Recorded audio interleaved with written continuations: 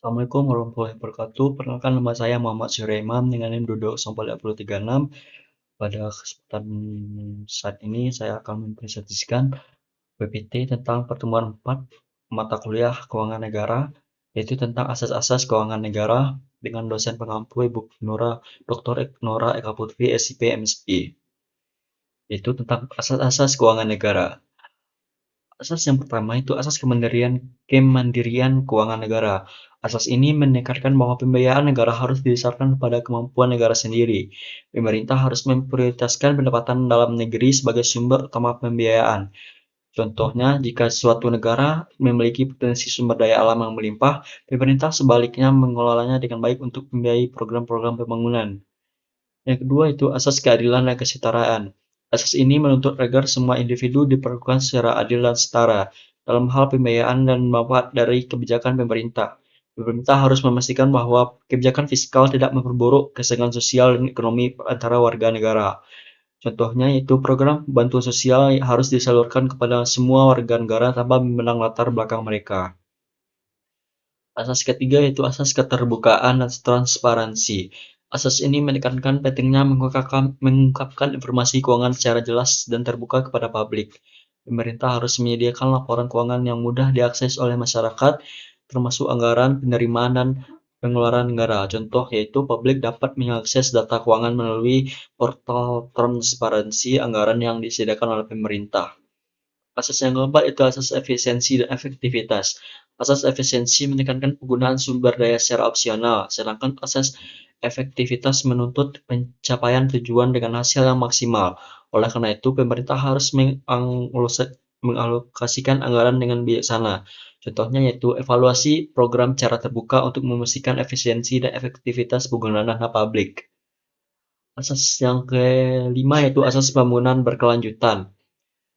Asas ini menekankan perlunya mempertimbangkan dampak jangka panjang dari kebijakan dan program pembangunan.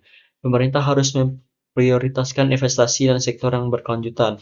Contohnya yaitu pengelolaan sumber daya alam harus berbasis pada prinsip berkelanjutan untuk kepentingan generasi mendatang. Asas yang keenam yaitu asas pertanggungjawaban.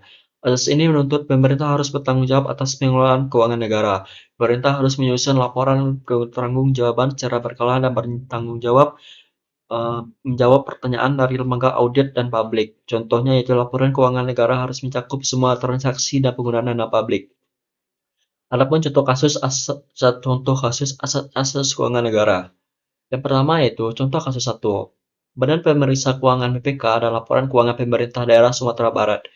BPK mengungkapkan sejumlah temuan dalam laporan keuangan pemerintah negara Sumatera Barat. Temuan ini mencakup pertanggungjawaban perjalanan dinas yang tidak sesuai dengan ketentuan, kelebihan pembayaran tunjangan profesi guru, serta denda keterlambatan atas belanja modal gedung dan bangunan. Meskipun ada temuan, Sumatera Barat berhasil meraih opini wajar tanpa pengecualian ketujuh secara berturut-turut. Opini wajar tanpa pengecualian ini menunjukkan kewajaran penyajian laporan keuangan, meskipun bukan jaminan terbebas dari tindakan kecurangan. Contoh yang kedua yaitu pengelolaan kekayaan barang milik negara oleh PT KAI Divisi Regional 2 Sumatera Barat. PT KAI memanfaatkan tanahnya di luar dan di dalam prasarana pokok untuk mendapatkan pemasukan tambahan.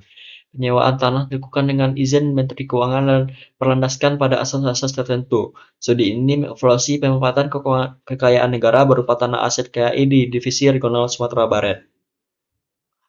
Adapun hasil analisis kasus dari dua kasus tersebut, dalam mengamati implementasi asas-asas keuangan negara di Provinsi Sumatera Barat, hal yang dapat dipahami dari dua contoh terkait dengan asas, yaitu asas transparansi.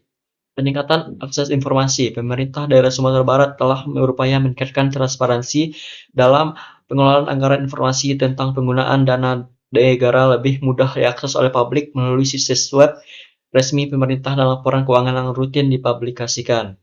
Manfaatnya yaitu dengan transparansi yang lebih baik, masyarakat dapat memantau dan memahami bagaimana dana negara digunakan. Ini juga memungkinkan adanya kontrol sosial dan partisipasi aktif dari warga negara. Selanjutnya itu tentang asas akuntabilitas. Pengawasan ketat, pemerintah daerah Sumatera Barat memastikan bahwa penggunaan dana negara dapat dipertanggungjawabkan. Mereka mengawasi pelaksanaan program dan proyek secara ketat, memastikan bahwa dana digunakan sesuai dengan tujuan yang ditetapkan.